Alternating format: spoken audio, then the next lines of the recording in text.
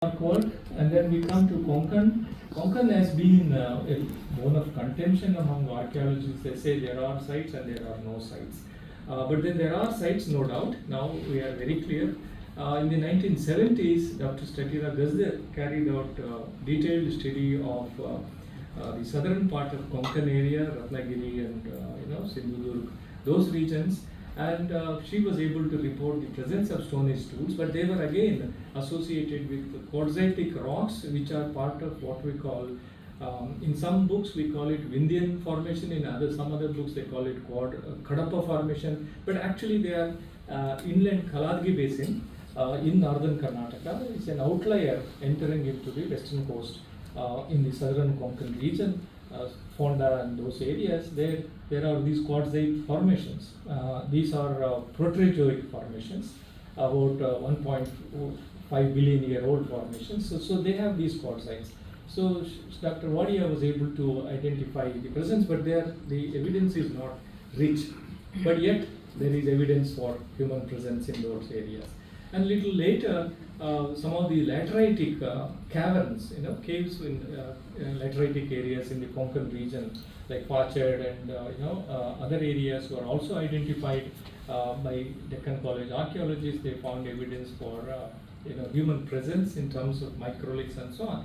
And about 20 years ago, again, A.R. Marathe went into Konkan area and he excavated one lateritic cave site called Sursundi, where he reported the presence of early Stone Age. But this is not consistent throughout the, as we saw, that is a long belt, coastal belt called Konkan belt.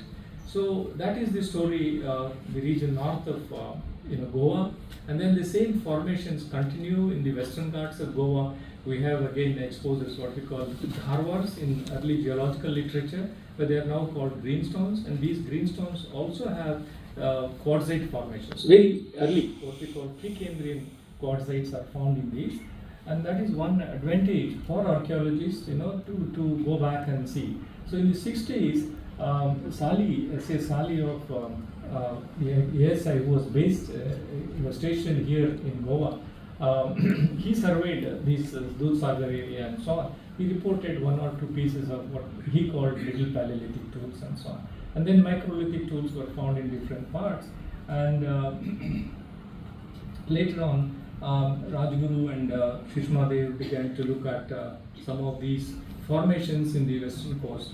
And the rivers like Juari and Mondovi were taken up by students of Professor S. N. Rajguru at Deccan College to understand the geomorphological processes and understand the way in which the landscapes have evolved in response to denudational processes, and also in response to movement of the land area up and down or whatever. So we have these areas very potential for understanding, like meteorites were giving clues to the advancement and regression of the sea levels. Other sectors of the west coast were also to be examined to document evidence for sea level changes and so on. So this is a multidisciplinary endeavor was going on.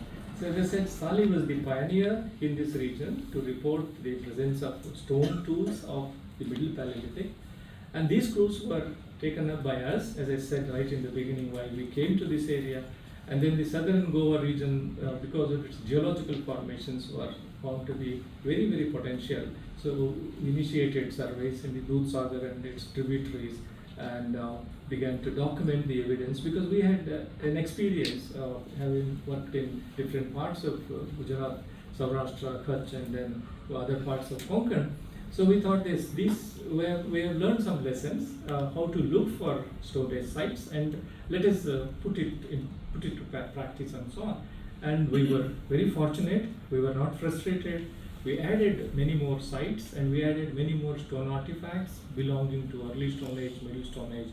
And then, of course, there are gaps in the way in which the succession has been documented in other areas. We don't have clear evidence for Upper Paleolithic, but abundant evidence for Mesolithic, microlithic sites, which I will gradually show you. So some of these, references that I have given help us, that yes, the idea of an area of isolation, it may not be valid the way it was, because there was a time So like, these are the regions where we found large number of, in Kutch area, Paleolithic tools have been found. We have these lower Paleolithic, middle Paleolithic and microlithic tools distributed. It does not mean these are the only sites there, but there are, areas which can also be subject to further survey, and we may fill the gaps. It is not necessary that the entire Kutch area should produce evidence of these, ancient Stone Age sites and so on. But at least this geographically, very arid region today was favorable for humans to colonize and then, move across this area. And these are typical tools found from Kutch. These are called bifaces or hand axes made from typical quartzitic rock, which occurs in different parts of Kutch in geological formations and so on. And they are the ones diagnostic of the presence of Stone Age sites in different parts of India. And then, as I said, that these middle Paleolithic tiles sites and also upper Paleolithic sites in Kutch area have been recently found. They are not only found in the coastal Kutch, but also in the inland regions of Rajasthan. So this effort to document is in understand how Homo sapiens, dispersed into the Indian subcontinent, whether they came along the coast or through inland routes and so on.